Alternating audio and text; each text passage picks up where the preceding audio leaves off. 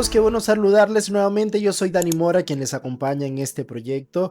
Hoy vamos a estar conversando alrededor de cuando los demás me miran, experiencias de ansiedad social desde una perspectiva gestáltica. Para esto vamos a tener nuevamente al psicólogo David Picovila. Él es psicólogo y terapeuta gestáltico con consulta privada en Valencia, España. Es miembro supervisor de la Asociación Española de Terapia Gestalt y miembro de la Asociación Europea de Terapia Gestalt. Además, es supervisor de psicoterapia somática del desarrollo. Es músico de formación clásica y trabaja sobre cuestiones de expresión y miedo escénico.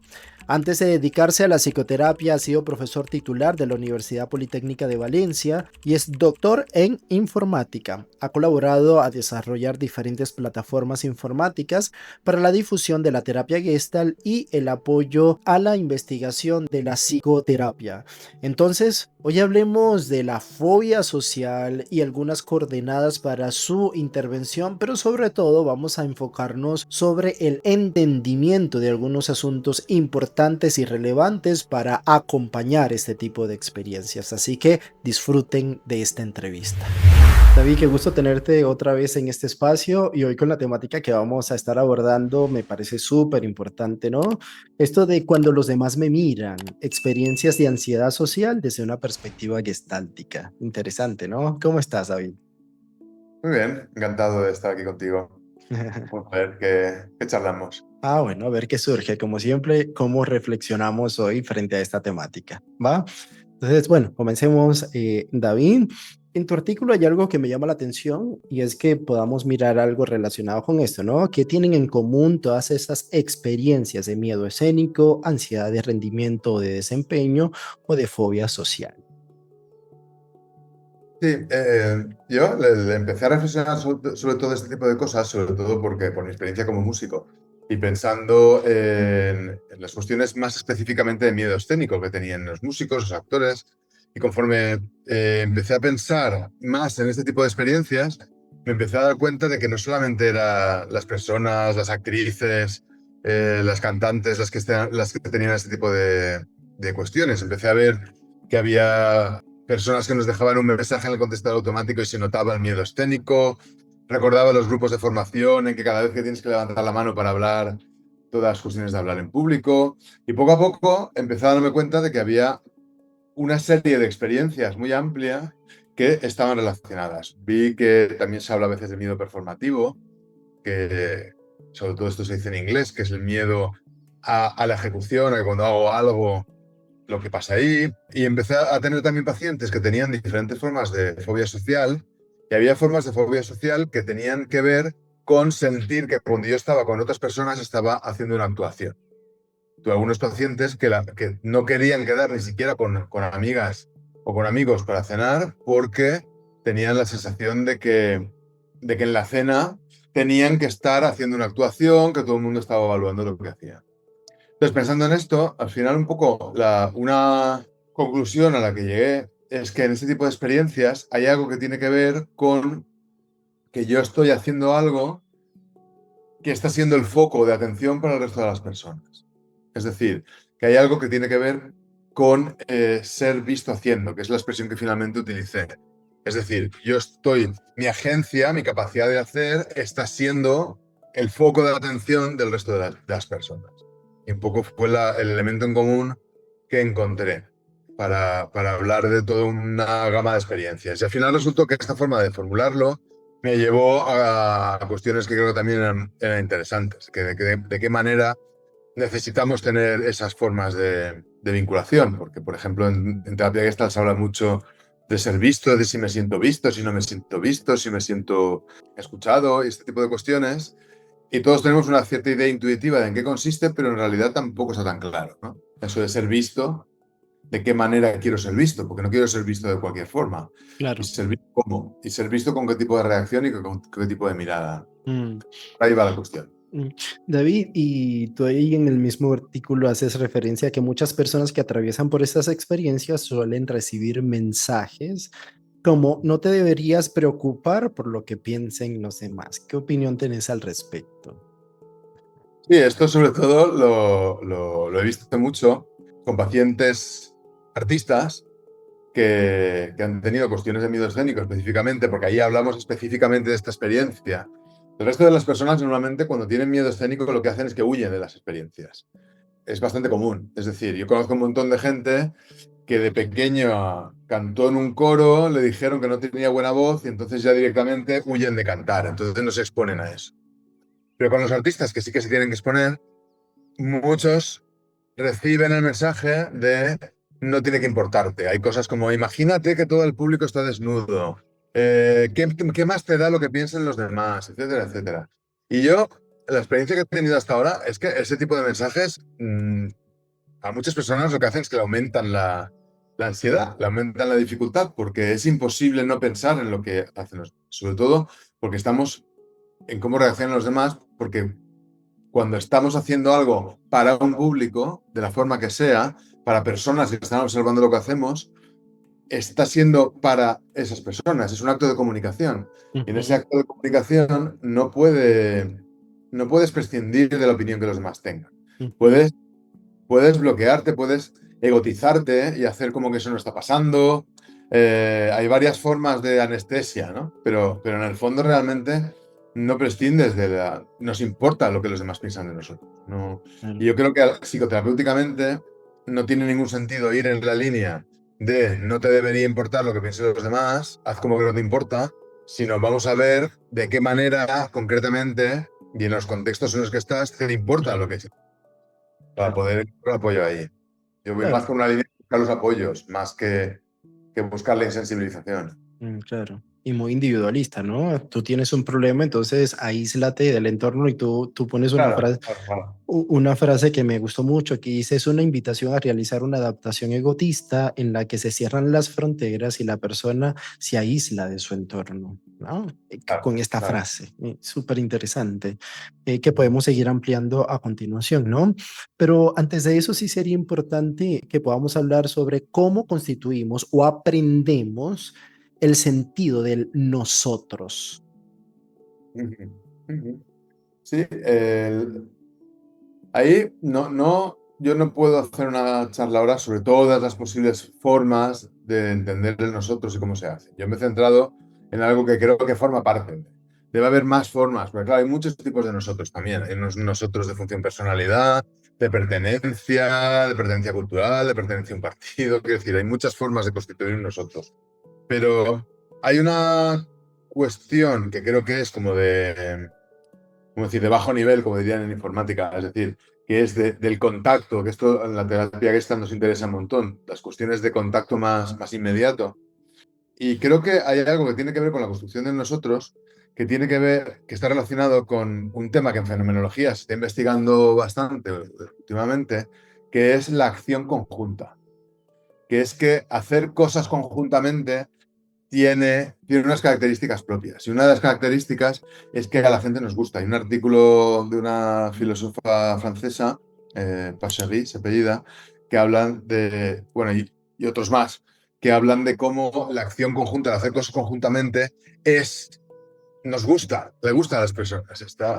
Nosotros nos gusta hacer y nos gusta hacer, entre otras cosas, creo yo, porque sentimos la sensación de nosotros cuando hay una acción conjunta. Entonces, hay una forma de sentir, hay diferentes configuraciones sociales, de esto hablo en el artículo, que yo creo que contribuyen a diferentes formas de sentir el nosotros, con mayor intensidad, con menor intensidad, con mayor posibilidad de sentir el nosotros y sentirme a mí mismo también, más posibilidades de perderme yo en el nosotros, y creo que algo tiene que ver con la sensación de hacer conjuntamente con los demás. Justamente el tema este que estamos hablando aquí creo que es particularmente difícil porque si yo ahora mismo, por ejemplo, está pasando, yo estoy hablando aquí, tú me estás escuchando, yo sé que potencialmente esto lo acabarás editando y se colgará en YouTube o en algún sitio. Y entonces potencialmente habrá muchas personas que podrán escuchar lo que yo puedo, estoy diciendo ahora. Entonces, es una situación en la que por un lado me siento mucho a mí, pero al mismo tiempo estoy haciendo esto para otras personas, para ti y para las personas que lo quieran escuchar. De manera que necesito simultáneamente sentir una sensación de conexión contigo y de conexión con las personas que están ahí y al mismo tiempo sentirme a mí mismo para sentir lo que yo estoy haciendo. Entonces, este tipo de situación en la que yo necesito sentirme yo y al mismo tiempo sentir a los demás, yo creo que tiene una complicación especial. En el artículo nombro una cosa que creo que es bonita, que es que los niños, y algún momento en la fase de crecimiento, yo no soy un experto en desarrollo infantil, pero sé, porque lo he visto en niños y en mí mismo, que los niños necesitan decir, papá, mamá, mira lo que hago. Mm, ujú, Necesitan mostrar lo que están haciendo, porque eso es un tipo de experiencia peculiar que están teniendo. Y cuando dicen, ujú, mira qué dibujo, mira cómo una niña dice, mira cómo voy en bicicleta, hay algo que se construye ahí que relacionalmente es importante. Es algo que puede ser traumático, es que yo quiera que mis padres me miren montar en bicicleta, por ejemplo, y que no me miren. O que me miren y no me devuelvan ningún feedback, o que no les produzca ningún tipo de resonancia. Y que entonces yo sienta que estoy haciendo algo con mucha agencia individual, pero no hay una resonancia grupal. Y esto produce experiencias de vergüenza. Iría un poco por ahí. claro. ¿He respondido? Espero haberte Sí, sí, respondido. sí, totalmente. Ahora, ya lo vienes mencionando, pero ¿por qué estar ante otros puede generar formas particulares de sufrimiento? Bueno, estar ante otros, en general, genera muchas formas de sufrimiento. Pero específicamente el tipo de temas que estamos nombrando aquí hoy, de la fobia social, de miedo performativo, incluso en el artículo hablo de casos de personas que tienen somatizaciones y he tenido gente con somatizaciones bastante fuertes por Mm, esto. Yo creo que hay una cuestión, debe haber más cosas, pero por lo menos la reflexión a la que he llegado yo es que hay una cuestión que tiene que ver con que esta configuración social por la cual yo estoy haciendo algo y hay otras personas que me observan y que reciben el efecto de lo que yo hago y el foco está puesto en mí, crea un contexto, un poco como decía antes, en el que yo me siento a mí mismo, siento emergencia, pero necesito sentir que los demás están ahí también. Entonces, es delicado. Es, por ejemplo, mucho más fácil, por supuesto, yo sentir mi propia agencia cuando yo, por ejemplo, como músico, estoy ensayando en mi casa. Los músicos tienen las músicas muchas veces hay mucha diferencia de la experiencia de tocar yo mientras estoy estudiando en mi casa a tocar algo con un público delante. La diferencia es tremenda. Entonces, ahí hay una experiencia muy clara de yo estoy solo en mi casa y estoy haciendo algo, nadie me observa, entonces no tengo esa presión. Por otro lado, por ejemplo, si estoy, los cantantes, cuando cantas en un coro, por ejemplo, es mucho más fácil cantar en un coro que cantar como solista. Porque hay una sensación de lo común. O, por ejemplo, una experiencia de algo común que es muy agradable y muy sencilla y que no te pone ningún compromiso es ir a ver una obra de teatro. Si a la gente le gusta la obra de teatro, sales con el resto del público, sintiendo una sensación de comunión con el público, una sensación de nosotros que es muy fácil de conseguir. Es decir, no somete a mucha presión. Pero si tú eres quien está en la escena, tienes que simultáneamente tener que hacer una actuación y vas a recibir algo del público. Entonces, yo creo que una parte importante del sufrimiento que puede haber ahí tiene que ver con que te colocan en una posición en la que es muy fácil sentir la sensación de desconexión del grupo. mm, De hecho, cuando las personas tienen miedo escénico, por ejemplo, o este tipo de fobia social, hay una serie de síntomas de tipo físico, porque, pues, a ver, tipo ansioso, de taquicardia, sudores fríos, cosas de ese estilo, pero hay también una serie de síntomas psicológicos que tienen que ver con empezar a sentir que los demás están ahí, me están juzgando negativamente, que están desconectados de mí, aunque no me juzguen negativamente, que no tienen interés, y os siento mucho lo que yo estoy haciendo y a los demás como algo separado de mí. Y eso es un tipo de experiencia que conecta con un montón de experiencias de vergüenza y que puede ser muy traumática. Traumática hasta el punto de que la gente puede tener somatizaciones muy fuertes con profesionales de la música que han tenido, por una actriz también, que han tenido que ir por temas profesionales, ponerse a este tipo de cosas, llegan a tener cuestiones físicamente fuertes, tipo caerse el pelo, en fin, sí. David, vienes hablando de dos términos bastante particulares, ¿no? Y creo que sería importante aclararlos por si fuera necesario, y es la agencia del yo y la agencia del nosotros. ¿A qué te refieres con la agencia del yo y del nosotros? La agencia está relacionado con ser un agente y eso significa hacer. Es decir, que cuando alguien hace, cuando haces, eso es que pones en marcha tu agencia. Y en general en terapia Gestalt, y yo creo que en los últimos años más, se habla bastante de la importancia de devolver a los pacientes, a las pacientes, su agencia. Es decir, tú puedes hacer algo. Incluso, por ejemplo, cuando es una forma de ver lo que en otras perspectivas, o a veces o dentro de la Gestalt, se llaman las resistencias, que cuando un paciente se resiste, en vez de verlo como una dificultad que está poniendo el paciente de cara a la terapia, hay una forma de verlo también que es la agencia que pone en marcha, la capacidad de hacer que pone en marcha a la paciente o el paciente cuando se resiste a algo. Es decir, cuando alguien está dispuesto a decirme que no, David, no voy a hacer caso de lo que dices o no voy a obedecer tus instrucciones, estás siendo capaz de poner un freno y estás teniendo una capacidad. Entonces, esto es la agencia del yo. Normalmente hablamos de la agencia que puede, de tu agencia individual. Pero también un tema muy importante es la agencia de nosotros, porque así, ya lo explico lo que es, porque así como el yo, cuando tú sientes tu propia agencia, tú sientes que puedes, tiene que ver con poder. Es decir, si yo siento que puedo levantar la mano, que mi mano se levanta, yo siento, esto va a mi identidad, tiene que ver con la sensación de poder hacer cosas. Hay otro tipo de agencia que es la sensación de que nosotros hacemos cosas. ¿Vale? En realidad estamos hablando de la sensación de agencia. ¿Vale? La agencia es la capacidad de hacer y la sensación de agencia es mi percepción de que yo hago.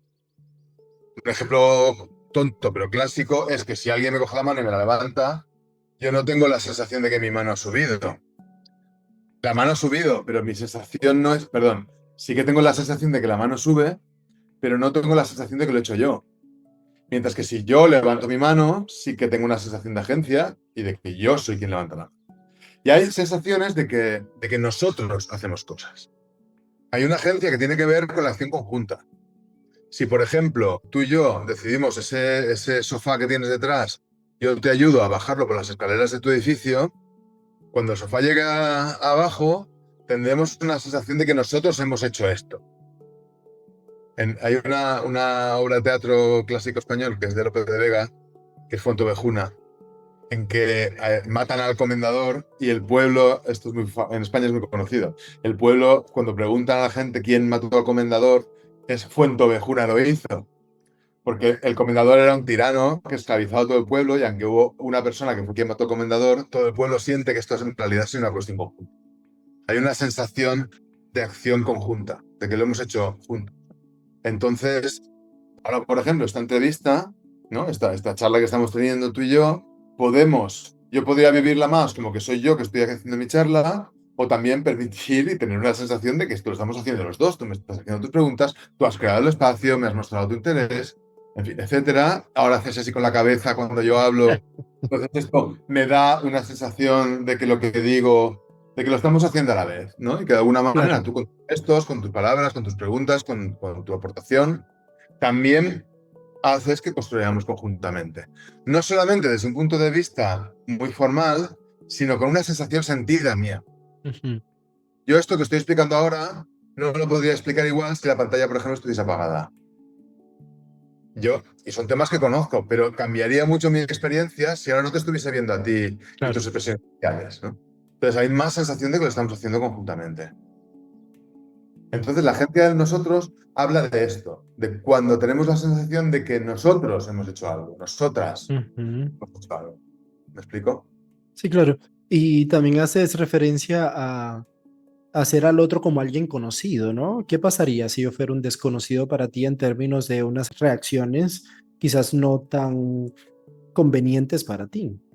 Es decir, yo estoy aquí aburrido, no te presto atención. ¿Qué pasa allí, David? Claro, ahí depende de cómo yo pueda vivir la experiencia. A mí, por ejemplo, tu cara de aburrimiento y esto la podría llevar y de hecho es muy habitual, es lo que nos pasa. Me puede conectar con experiencias no revisadas de alguna manera y no vistas de, de yo haber recibido falta de interés. De que cuando yo estoy recibo falta de interés. Entonces ahí vendrán pues adaptaciones que he hecho cuando he tenido eso, ¿no? Y una puede ser empezar a asustarme, empezar a tener la sensación de que tengo que ser más claro, empezar a proyectar sobre lo que tú estás pensando de mí. Podría haber una serie de cosas. Y en general será una serie de cosas que si yo me mantengo, pueden ir aumentando la sensación de que yo proyecto lo que a ti te está pasando. Y yo progresivamente me voy quedando más solo. Claro. Más solo en tener yo que resolver lo que está ocurriendo aquí. Y Ujú. si encima mi forma de ver es de que esto que estamos haciendo aquí realmente no es una cuestión conjunta, sino que es una cuestión individual mía, que estoy dando una charla, es más fácil que yo vaya en esa dirección, ¿no? O que gotice, que me da igual, que yo deje de mirar la cara que pones, sí, porque tal, me ponga a mirar para allá, y realmente no esté, o mire, te vea la cara, pero como si no la viera, no me dé cuenta. Y yo esté ya en una burbuja en la que yo voy a soltar mi rollo y ya está, ¿no? Mm. Claro, una perspectiva más del nosotros me podría llevar, por ejemplo, a buscar un apoyo en ti y a decirte, por ejemplo, claro, en este contexto que se está grabando sería un poco raro, Claro. pero yo, por ejemplo, cuando yo era profesor de universidad de informática, cuando empecé a formarme como terapeuta Gestalt, y me cambió mucho la forma de dar la clase, porque me di cuenta de que yo podía preguntar a los alumnos cómo estaban sintiéndose con lo que yo contaba, que esto en la universidad, en mi contexto, una universidad técnica era inaudito. Pero, y se quedaban así como sorprendidos de, anda, un profesor que nos pregunta cómo nos sentimos. Pero aquí podríamos establecer un diálogo, ¿no? O yo podría por lo menos entender que digamos que la responsabilidad en que esta entrevista vaya bien no es únicamente mía, es una responsabilidad compartida. Ujú. Claro.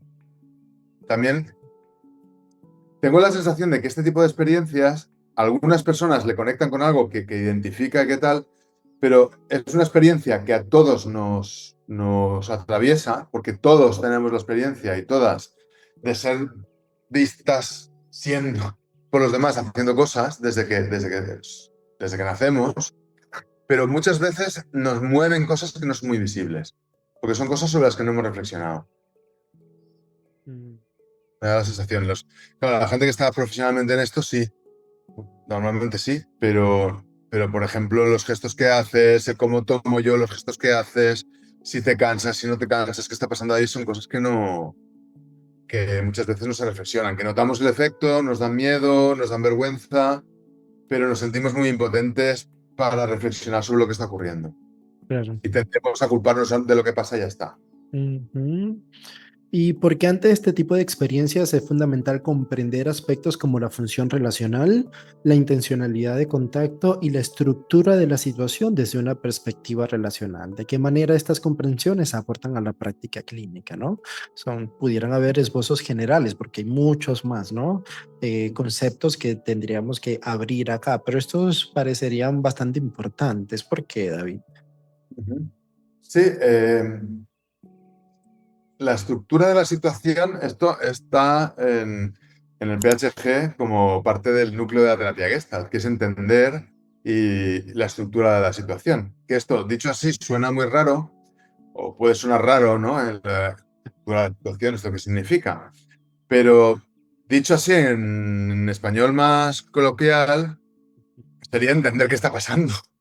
Entender qué circunstancias se están dando en la situación, qué tensiones, qué apoyos, qué estructuras, en cierto sentido. Voy a poner un ejemplo de las estructuras para que quede más claro, pero que son las que están conformando la cosa, ¿no? Por ejemplo, las estructuras de las ciudades es parte de la estructura. Cuando tú vives en una ciudad y te mueves por una ciudad, parte de tu experiencia tiene que ver con la estructura de la ciudad. Entonces, hay ciudades que están muy pensadas para proteger la vida íntima de las personas, por ejemplo, las ciudades de estructura árabe, y hay muchos pueblos que tienen una estructura así, que son calles que no son paralelas, y etcétera. Hay ciudades que tienen espacios para que haya unión social y que la gente pueda unirse y tener actos sociales. Hay ciudades que están pensadas para los coches y para que la gente vaya de su casa al lugar de trabajo, pero no proveen de situaciones de encuentro, por ejemplo, ¿no? Entonces, todo eso son estructuras que conforman la experiencia vital de las personas que viven en ellas. Bueno, entonces, respecto a esto que estamos hablando, cuando yo me encuentro con otras personas, hay también una estructura social que se pone en marcha. Y no es lo mismo el que, por ejemplo, tú y yo estemos siendo espectadores de algo y que haya alguien haciendo una obra de teatro y tú y yo estemos viendo eso, entonces entre tú y yo hay una cierta estructura social que se forma y hay, si tú estás sentado a mi lado viendo la obra de teatro, hay unas expectativas mías hacia ti de qué espero que hagas, de qué espero que no hagas, tú hacia mí y tenemos un tipo de experiencia y cuando ahora yo estoy hablando y tú me escuchas, el tipo de experiencia es diferente, tiene una estructura distinta. Y en particular tiene una estructura distinta respecto a dónde está el qué es figura y qué es fondo. Y dónde está puesta la agencia también. Quién hace y qué forma, qué hacer está en figura y qué hacer está en fondo, ¿no? Por ejemplo. Esto respecto a la estructura de la situación. Entonces, creo que para estos temas esto es bastante relevante, ¿no? Y muy de Gestalt. Luego has nombrado también la intencionalidad para el contacto y creo que, por ejemplo, especialmente en el ámbito de las artes escénicas, ¿no? Pero a veces, por lo que he visto yo en la música clásica, que es lo que más conozco, pero creo que en otros ámbitos también, por ejemplo, en presentaciones, ¿no? Uno acaba su trabajo final de máster y tiene que hacer la presentación, etcétera, o tienes que escribir un texto.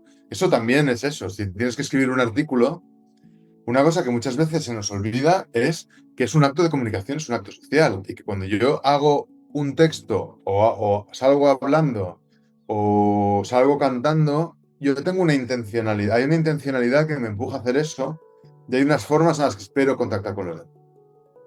Entonces, esto no es, por ejemplo, en los conservatorios europeos hay profesores, no todo el mundo, por supuesto, pero hay muchos profesores que tienden a, como única solución para el miedo escénico, decir que tienes que tocar más horas, que tienes que estudiar más, que tienes que estudiar más, y la solución para todo es que estudies más y que practiques más.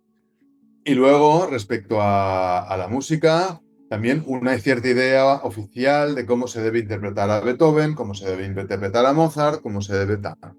Y, por ejemplo, muchas veces no se habla, no, insisto que no todo el mundo, pero es bastante común, en el qué sentido tiene para una persona ser músico, por ejemplo.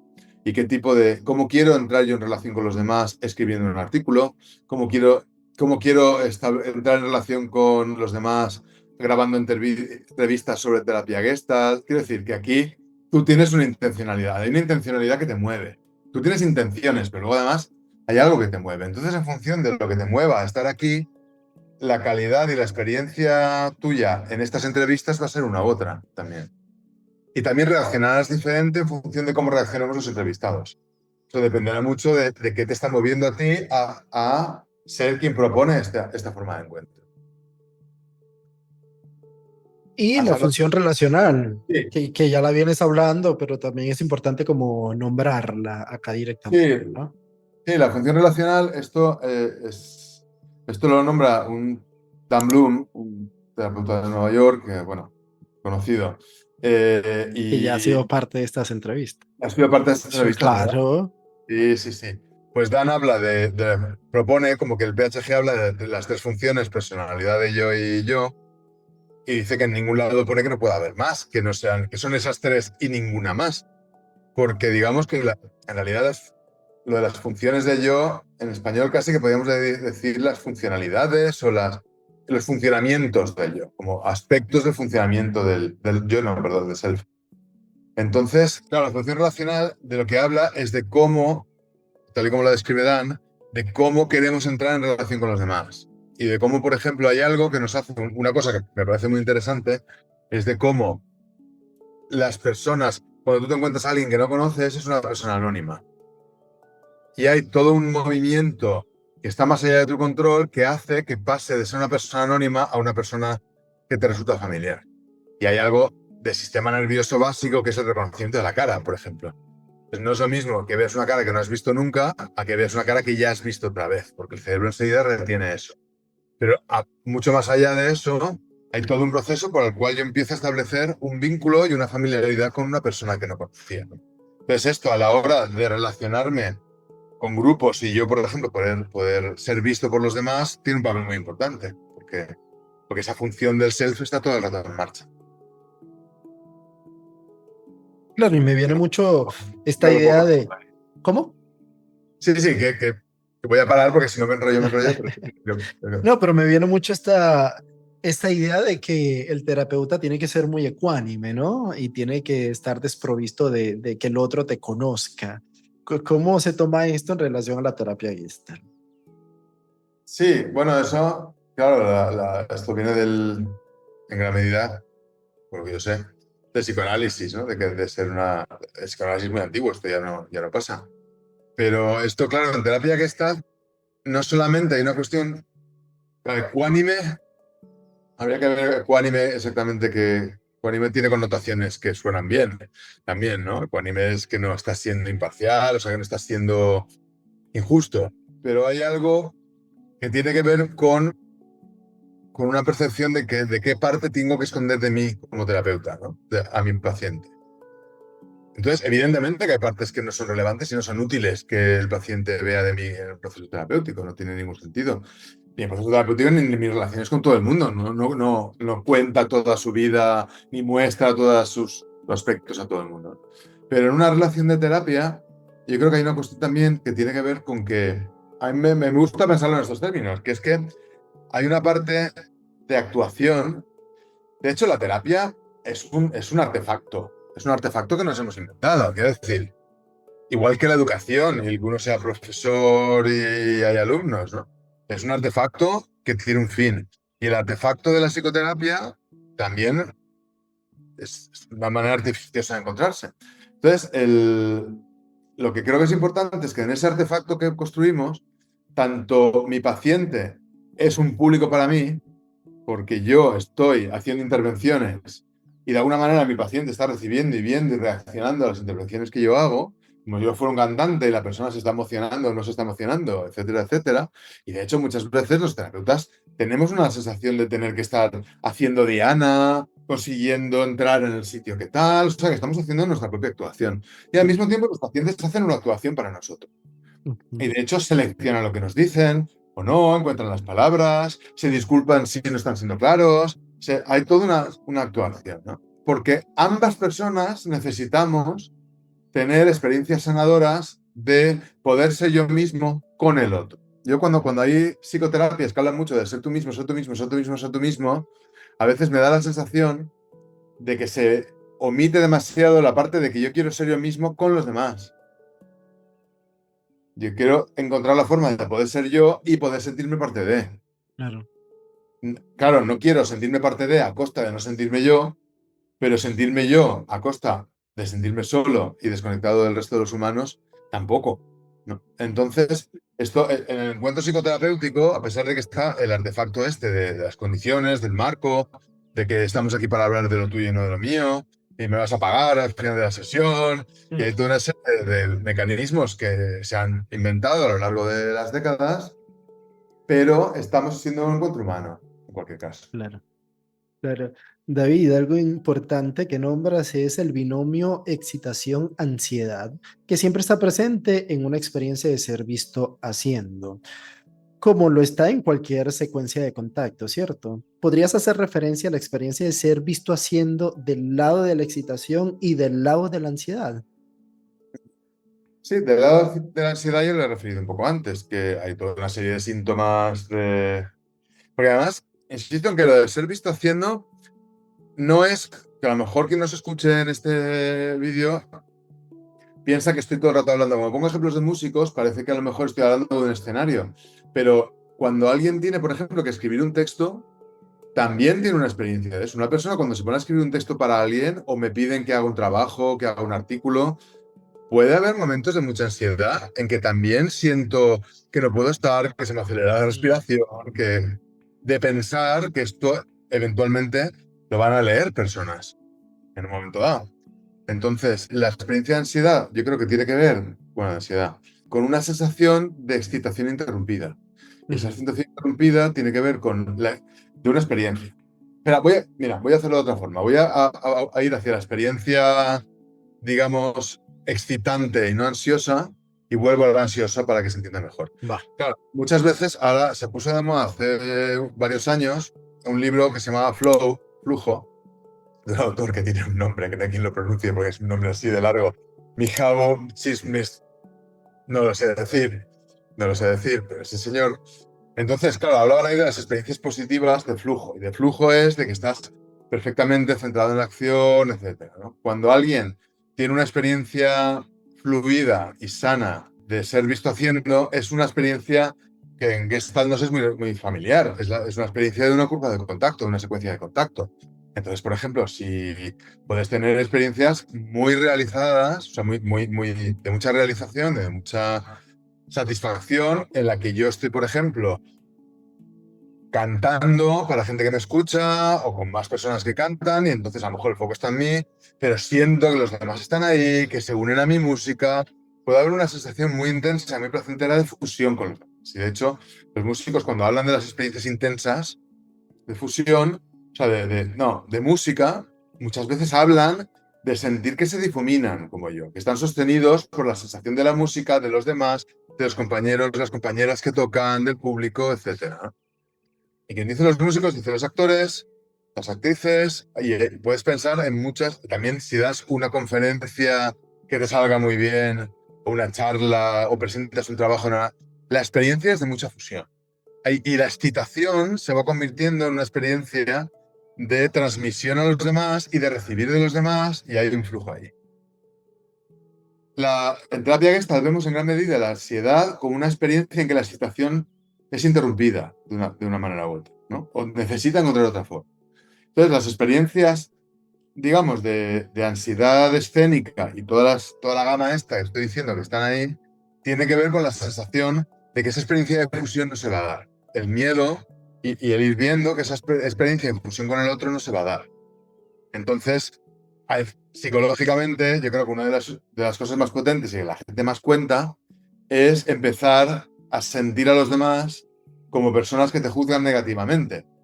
Y que al juzgarte negativamente se están separando de ti y están considerando que están ellos, ellas y tú. En vez de ser un nosotros en el que yo estoy contribuyendo a nosotros, está el vosotros y está el yo. Porque esa experiencia fluida de unión en el que me siento a mí y siento a los demás se deja de tener.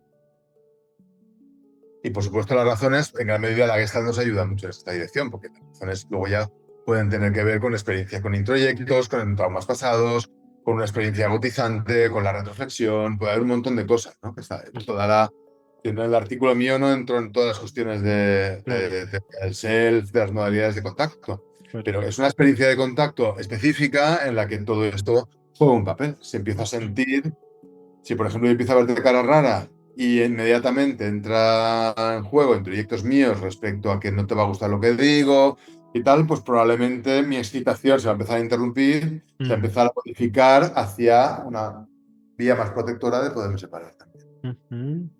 Bueno, David, y una vez que sabemos todo esto y lo tenemos como background, ¿sí? ¿Cómo acompañamos estas experiencias?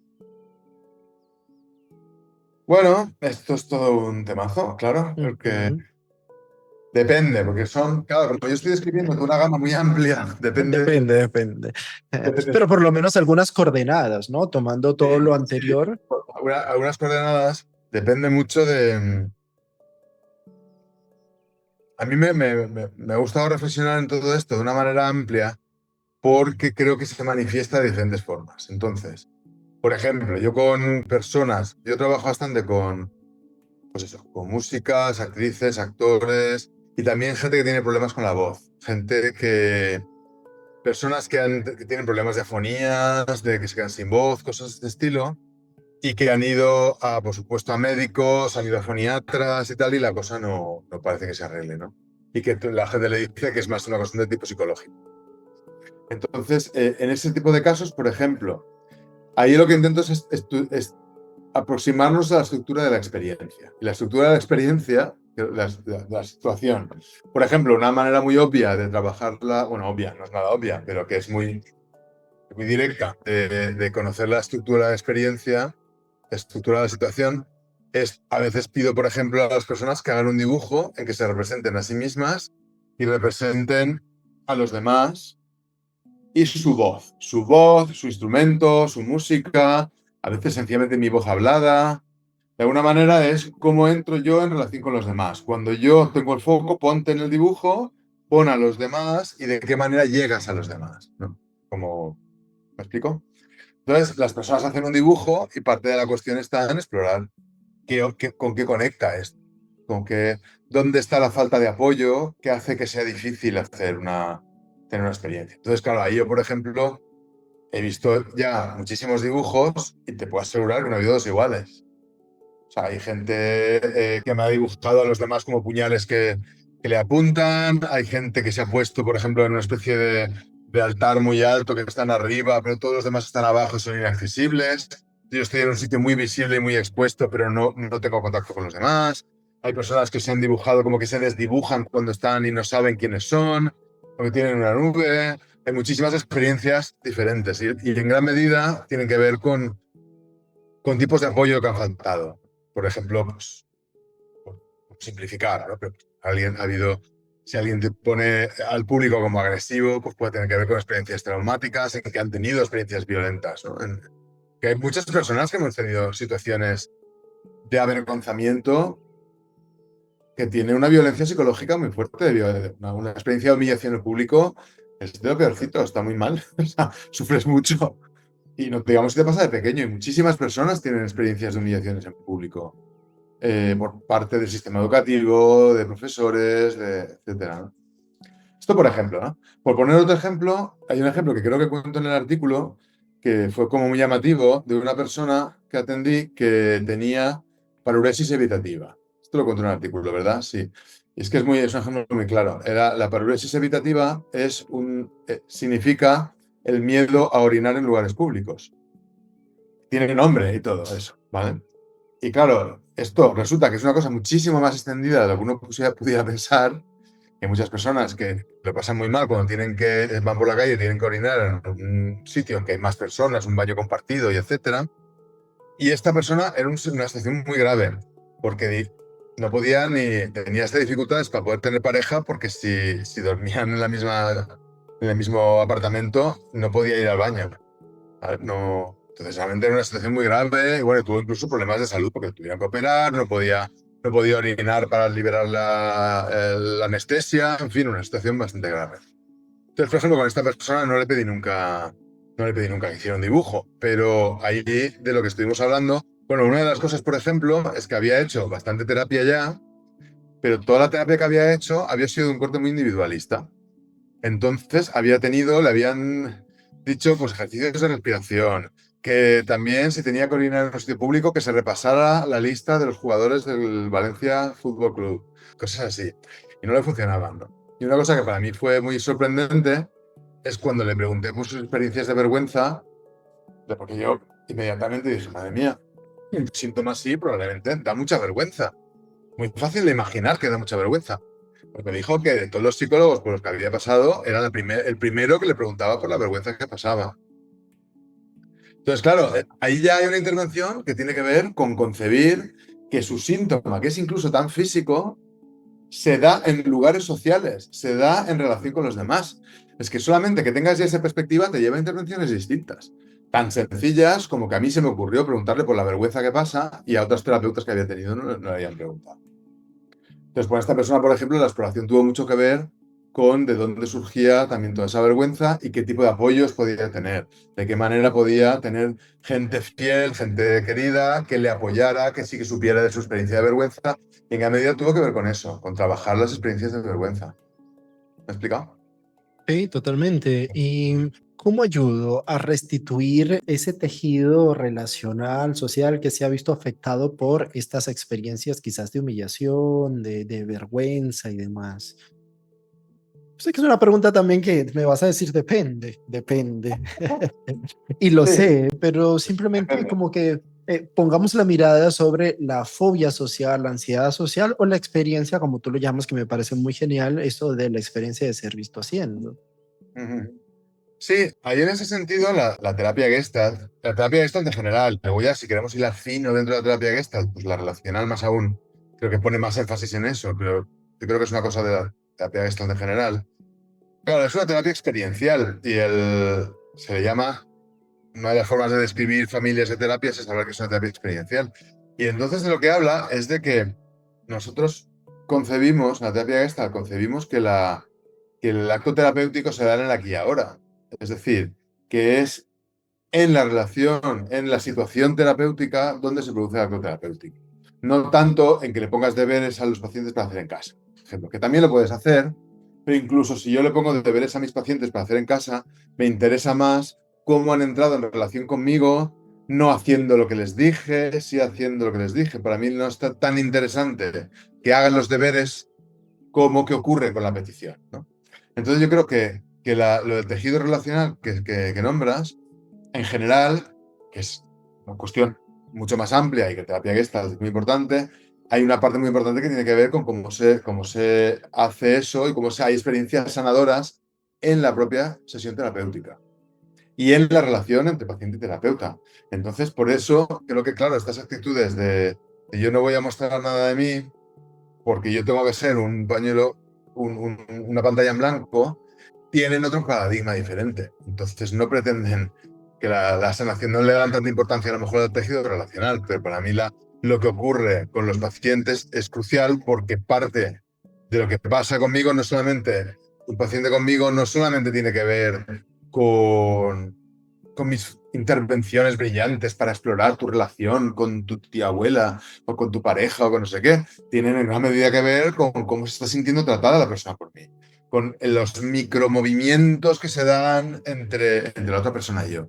Y esto puede dar el sostén. Se ha hablado también de la construcción del vínculo terapéutico, de que Ujú. hay cosas diferentes. Luego además también hay terapia de grupo y hay otras cuestiones también para poder trabajar sobre ese tejido.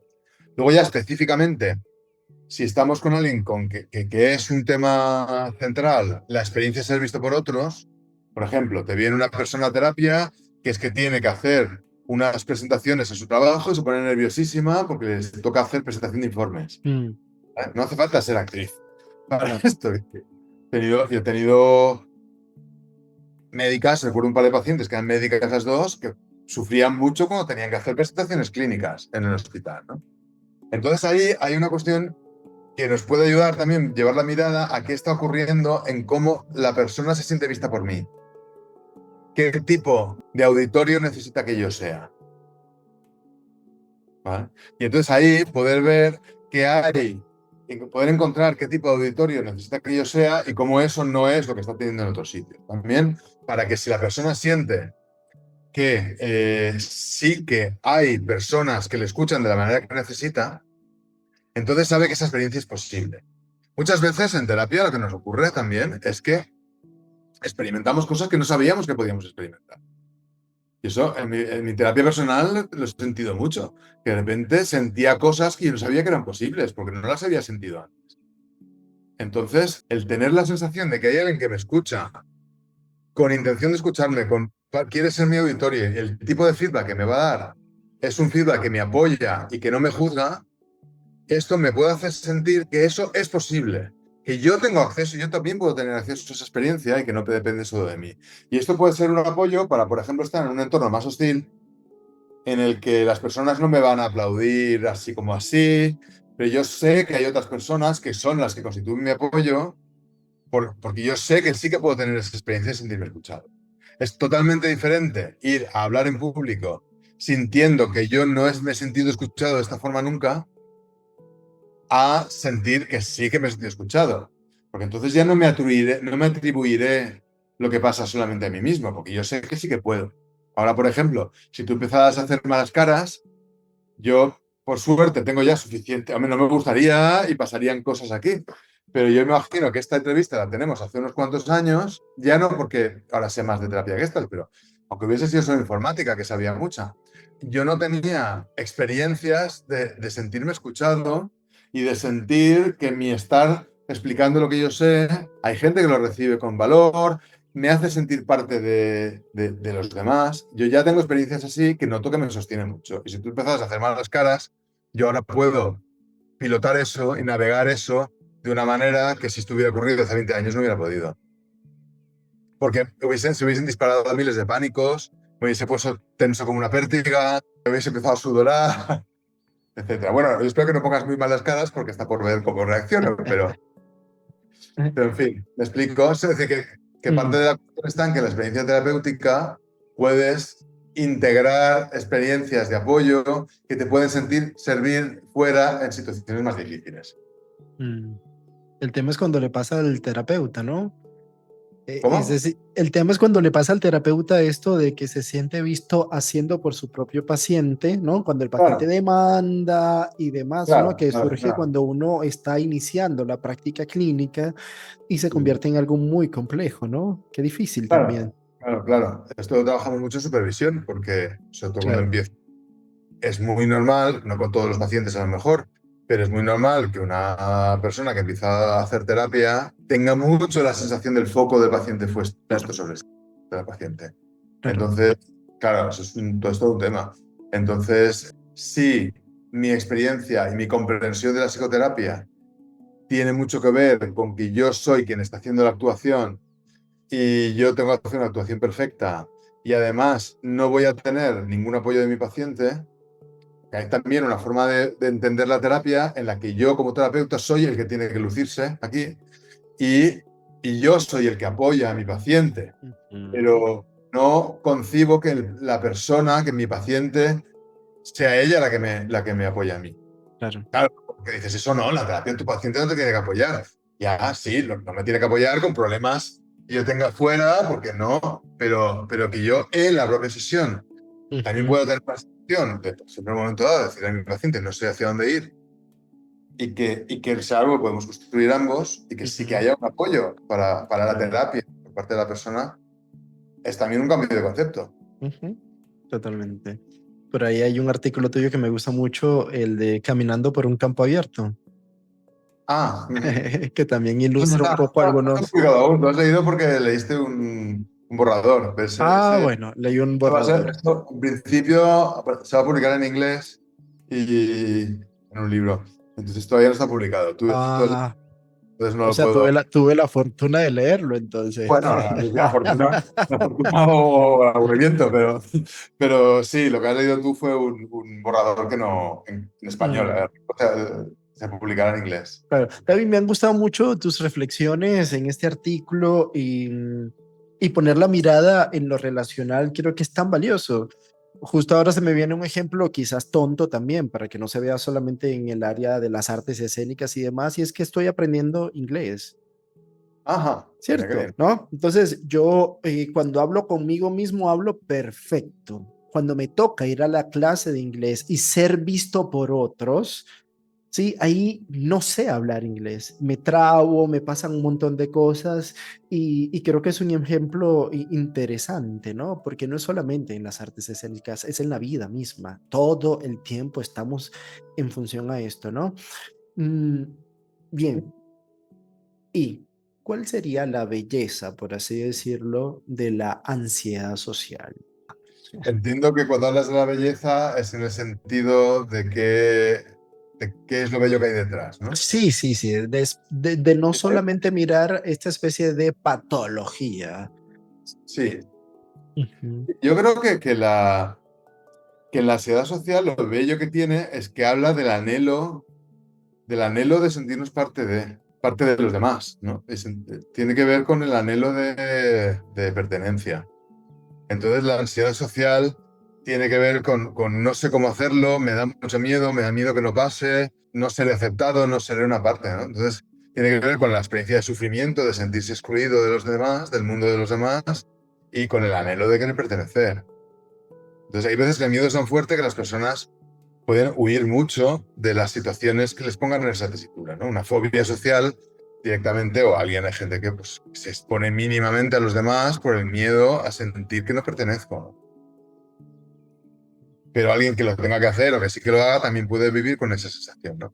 Tenemos el Mm, anhelo de pertenencia y al mismo tiempo de sentirme a mí mismo. Yo mm, necesito poder sentirme a mí y poder sentir que pertenezco a nosotros. Entonces es un equilibrio muy, yo creo que es una parte crucial de la condición humana, del dilema este y de la complicación. Los animales sociales, las hormigas no tienen este problema, que sepamos, de su identidad, de sentirse que se funden. Y los animales que hay extremadamente solitarios, que no es que haya tantos, pero mm, es tanta la cuestión, ¿no? Los mm, lagartos, un poco.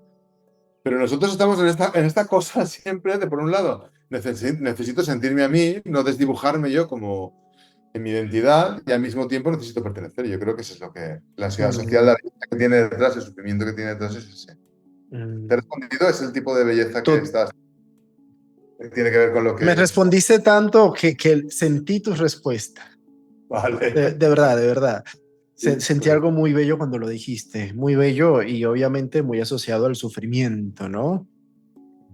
David, bueno, gracias por compartir con nosotros todo esto y es un bueno, placer.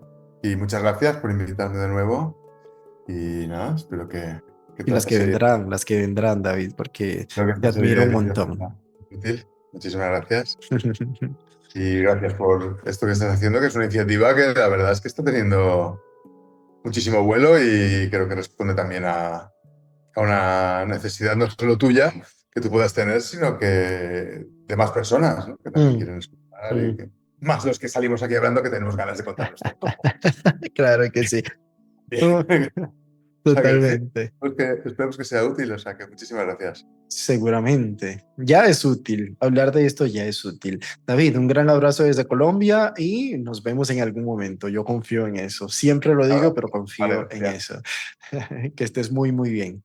Cuídate mucho. Muy bien, Chao. gracias. Chao.